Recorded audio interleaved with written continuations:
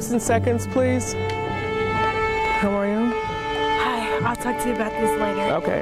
At about the age of 9 years old, my grandmother became my primary care person. And let's do that again. She was a very, very strong woman and very determined that her grandchildren were going to be successful. All right, let's try it. Let's help Margaret get this, all right? Determination is what led Betty Perry off the streets of Fort Apache and onto the stage at Carnegie Hall and Lincoln Center. The second violinist and the fourth violinist have those pulsing notes.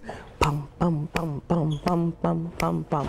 Today, she uses her talent to teach students of all ages and backgrounds the magic of music. 1, 2, 3. Did you hear that? 1, 2, 3. Betty founded the Metropolitan Youth Orchestra in 1995. It began as a joint effort with the Indianapolis Children's Museum to mentor youngsters from tough neighborhoods, like the one she grew up in. It has grown to nearly 130 children and parents, all rehearsing, practicing, and performing together. Again, ready and say and. What's in measure 3? They had to learn, one, how to play the instrument.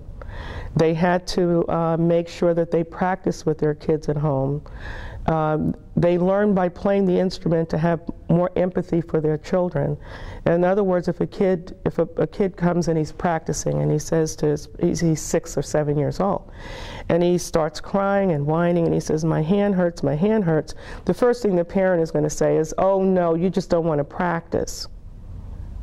But if the parent has to do the same thing, then he'll understand holding the instrument this way, this is not a natural. I mean, if we were meant to hold our hand like that, we would have been born that way. Perry doesn't recall how she came up with the idea of having parents learn alongside their kids. She just wanted music to bring them together.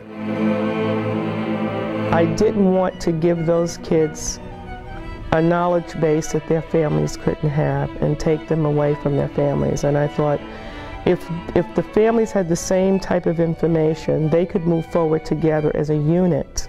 And not only would the young people that I'm working with directly be impacted, but their mothers and their siblings or cousins or whatever. Betty is a blessing. She is so much fun. I don't know if I'd be able to go through this experience with someone else.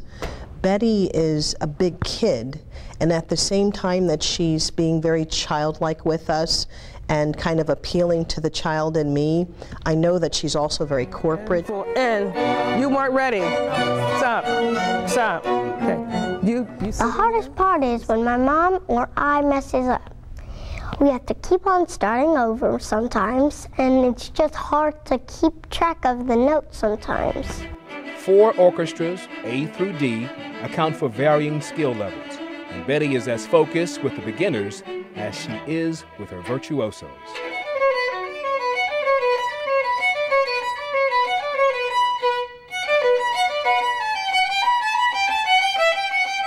I believe it's kept me out of trouble. It's given me something to do, something very positive and productive to do.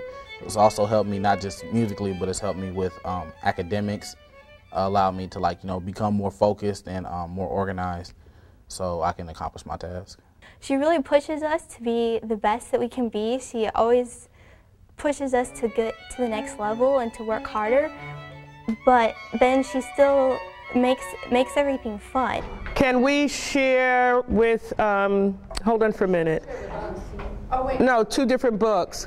Most important to Perry and her students, beyond the hard work and dedication to their craft, is something they all share, a strong feeling of family. When we come in here, this is a family. If I see somebody, if they see me, we're going to hug each other. It's very, very intimate. It's not anything standoffish, and it is extremely rewarding for me because I feel as if I do have this family. Even now, the love and compassion she learned from her strong-willed grandmother shows in the care she gives her orchestra.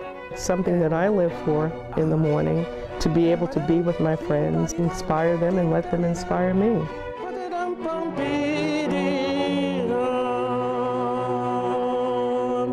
Okay, very, very nice. Good, good, good.